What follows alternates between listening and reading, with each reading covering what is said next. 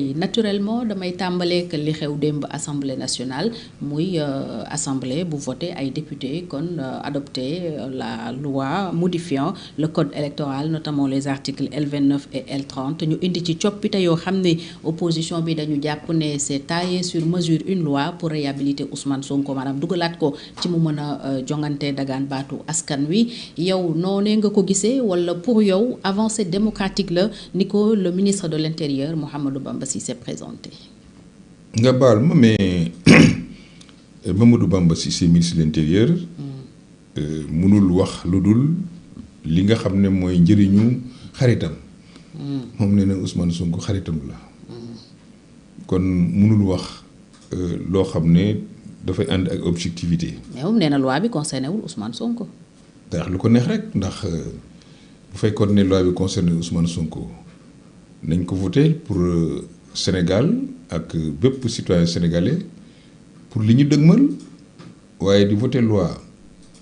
pour di bëgg mu appliqué wu ci li fi weesu. allah kulli xaal nit ñi dañuy xam ne ñi nga xam ne ñoom la loi bi laaloon démb de manière définitive ñooñu lañ bëgg a dekkalaat joxaat leen une moralité maanaam raxas leen pour ñu mën a bokkaat ci li nga xam ne laaj maanaam boppu réew walla bëgg a falu député dafa soxla ñuy saytu ñi ñuy fal politique du lu loi joxe rek ñu def ko politique dafa war a ànd ak éthique politique dafa war a ànd ak probité morale politique dafa war a ànd ak nga am une posture d'un homme irréprochable réew yi démocratie dem ba nga xam ne duñ fal ministre parce que xaritu ki nga xam ne mooy fale la bu amee homme politique bu am lu ko gàllankoor ci yoon waxuma sax ñu condamné ko waaye tuumal rek bu am jibee walla bu ñu yëkkati ay tuuma mu jëm ci boppam dinañ faral di gis ñooñee di am attitude démocratique attitude républicaine génne seen bopp ci wàllu politique gis nañ ko ci Dominique Strauss-Kahn bañ ko tuumalee affaire yàkkataan te yàlla xam na ne preuve amagul ñëpp xamoon na ne jamono boobu ñoom ñoo waroon ñëw aux affaires pour une alternance démocratique en France mu nekk le candidat super favori mais parti bi mu bokk ñoo njëkk a décidé rocc confiance bi ñu amoon ci moom waxuma nag opposition fii kenn xalaatulul Sénégal dañuy dafa mel ni suñu politique fii Sénégal pratique bi ni ñu koy doxalee ñi nekk ci parti yi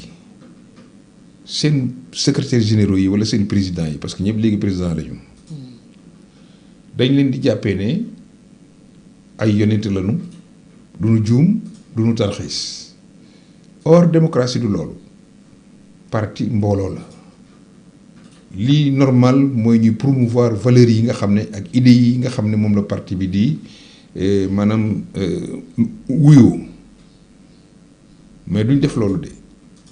logiquement parti bu lu mel noonu dal dañu war a seet ci biir parti bi keneen bu fekkee dañu war a samp mbër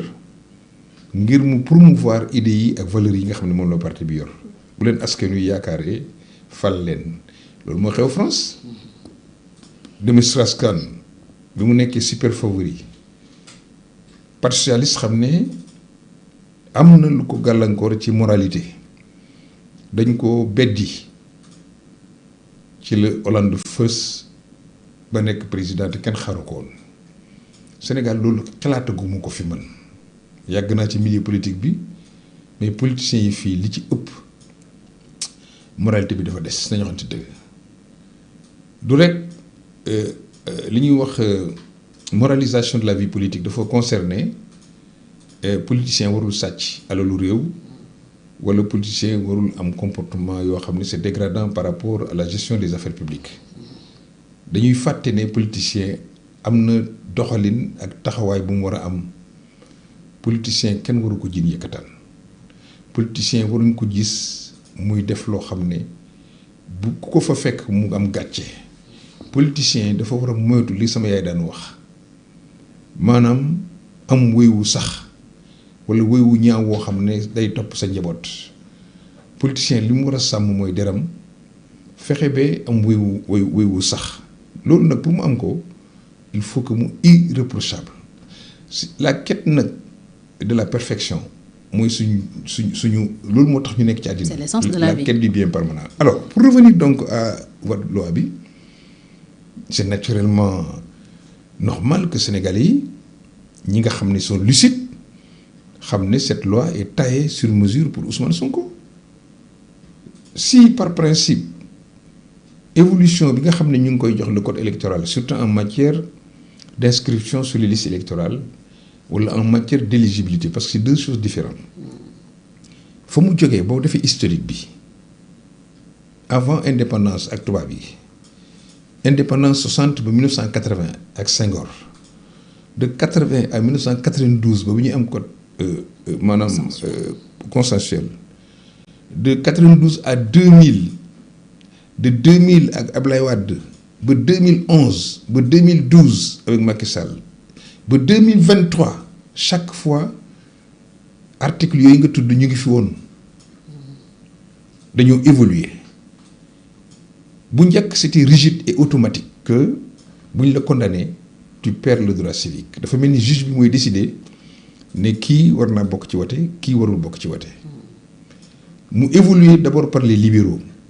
par le président Abdoulaye Wade moo njëkk a commencé faire évoluer l'automaticité en relativité maanaam fexe ba c'était pas parce que léegi dañ la condamné automatiquement rek nga war a perdre droit civique ci lañ commencé di gis bu ñu la condamné yan délit lay doon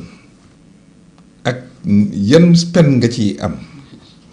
loolu am na ci évolution à partir de 2000 à partir de 2012 avec Macky Sall mu gën a évoluer encore foofu ñu dugal ci principe bi nga xam ne mooy l'inéligibilité condamnation bi juge bu ko defee da ko ci war a boolewaale pour certains cas mu ngi évoluer bu ñu toogee tey bañ ne ñoom dañ ko bëgg a dindi que nit war nañ laa mën a condamner ci yenn façon délit yi du tax nga bañ a bokk ci wote parce que foofu dafa am maanaam conflit entre le droit fondamental de vote qui est un droit de citoyen ak le fait que maanaam condamnation war a restreindre boobu liberté l'ordre normal mooy nga war a mën a bokk ci vote malgré condamnation l'exception mooy bu ñu la condamné war nañoo xool ban type de condamnation la ci yan matière la kon bu fekkee dañu bëgg mu évoluer Sénégal yi war nañ ko waxtaanee d'abord parce que matière électorale bi dañ koy waxtaanee 92 ba léegi kenn changé fu loi te waxtaanee wuñu ko en tout cas articles yi nga xam ne ñoo essentiel ñu bëri ñu ngi maanaam jàpp ne modification yi ñuy def dañuy modifier loo xam ne Macky Sall moo ko fi def déedéet jiitu na Macky Sall restriction yi amoon ci maanaam code électoral bi pour que ñenn ñi duñu leen bind ci liste yi parce que article 29 en réalité dafa régler problème mu inscription ci liste yi moom lay organiser inéligibilité article 30 bi moo ko doon def automaticité bi amoon entre inscription ci liste électorale ak nga am droit à l'élection maanaam am nekk éligible c'était pas évident la seule modification bi nga xam ne moom le président Macky Sall def te man ma ànd ci mooy modification article 57 ndax bu njëkk malgré que article 29 da doon régler problème mu duñu la bind ci liste électorale loolu amoon na mais ci article 57 dafa mel ni mënoon ngaa bañ a nekk ci liste électorale nekk candidat loolu paradoxe la yow nga bëgg a nekk candidat mënoo woteel sa bopp mënoo wote parce que tu ne peux pas être inscrit sur une liste électorale mais tu peux être candidat Macky Sall loolu la dindi pour que ñëpp yem parce que maire bi dañ ko doon reprocher en fait dañ ko doon exiger à la fois mu nekk ci liste électorale yi ba pare mu am éligibilité président de la république moom ñu defoon juste munoo nekk ci liste électorale mais mun nañ la def candidat. C'est paradoxal. Modification boobu mooy modification article 57 en réalité. Alors en parlant de waxtaan. Donc dans le fond essayer d'harmoniser tout ça c'est une très bonne chose ñaari problème la ñuy reprocher ñi jël initiative loi bi mooy la précipitation à le faire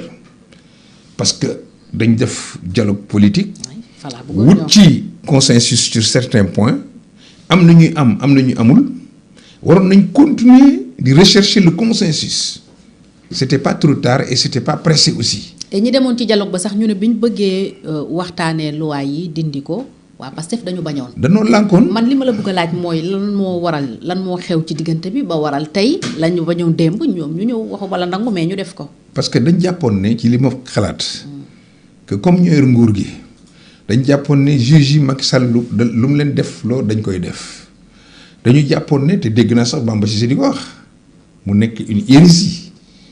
que Ousmane Sonko est éligible non. mu teg ko ci voté na en mars 2024 nekk na candidat aux législatives. li may wax ngi noonu aujourd'hui par une faute administrative est-ce que mën nañu jox un droit à un citoyen. alors c'est une faute administrative. bu fekkee ne def nañ ko te fekk régulier wul si Ousmane Sonko ne doit pas figurer sur les listes électorales en vertu de l'article 29 ñu dugal ko ci. ba mu voté ba falu. pour mu voté ba falu l'administration moo nekk fautif parce que l'administration moo ko fa bind c'est pas le juge qui inscrit. C'est pas Ousmane Sonko qui s'inscrit. C'est l'administration qui a inscrit Ousmane Sonko. Sur quelle base il l'a fait? Donc, c'est pas parce que l'administration... Est-ce que l'administration est plus de yon là? Pourquoi nous permettre les citoyens d'attaquer les décisions de l'administration devant la Cour suprême? Moi, là, l'administration n'est pas au-dessus des lois et l'administration est capable de commettre des fautes et des erreurs judiciaires. Enfin, pas judiciaires.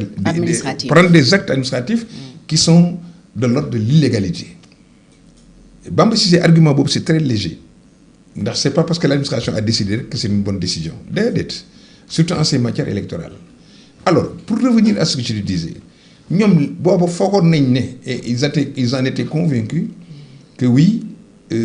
Ousmane Sonko pourrait être éligible en 2029. La preuve il continue à le dire oui dañu def recours bi rek. Rabat d'arrêt parce que bon c'est pour le principe. Pour les élections inclusives. Pour le principe. Oui.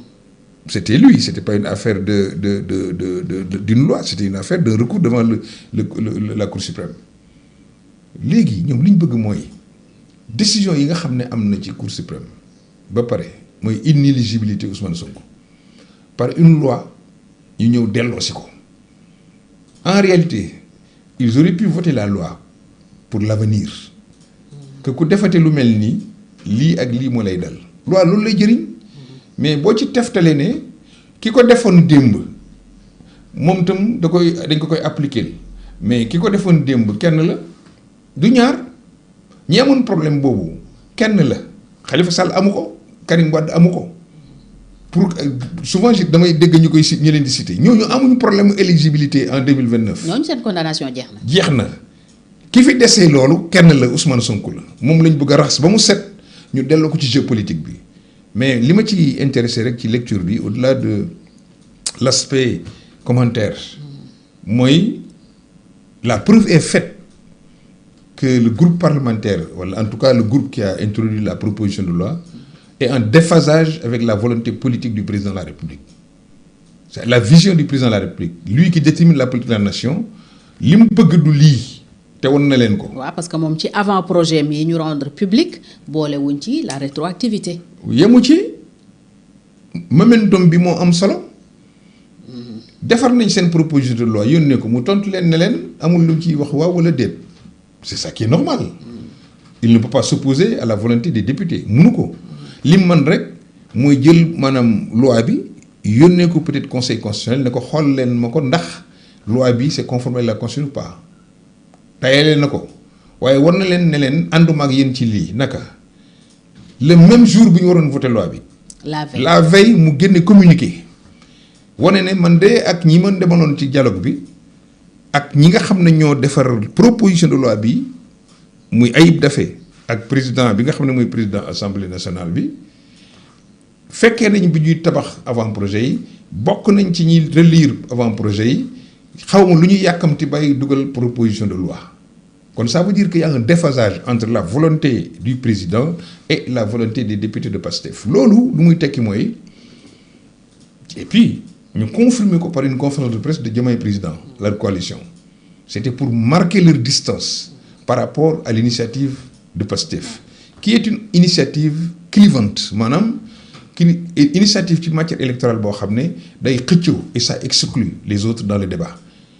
donc Diomaye il n'a pas dit maanaam voilà le communiqué des projets de loi qui sont en cours déedéet dafa wax ay avant-projet yoo xam ne maa ngi ñaan parti politique yi maa ngi ñaan société civile bi maa ngi ñaan citoyens yi ñu approprier ko pour pouvoir en débattre kon jusqu'à présent avant-projet yooyu yëpp constitutionnel muy législative yi nga xam ne mooy modifier code électoral création de Sénégal yooyu pour l'instant dafa nekk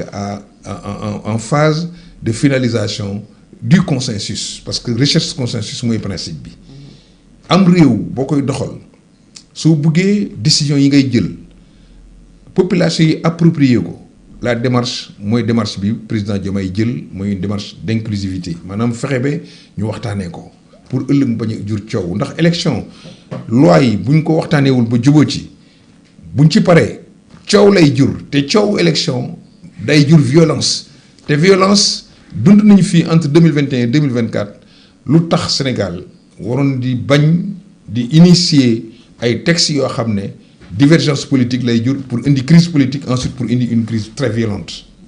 te loolu ce sera la responsabilité de PASTEF en tout cas du groupe qui a été à l'initiative pour cette proposition de loi. Alors président dafa annoncé woon ci discours 31 décembre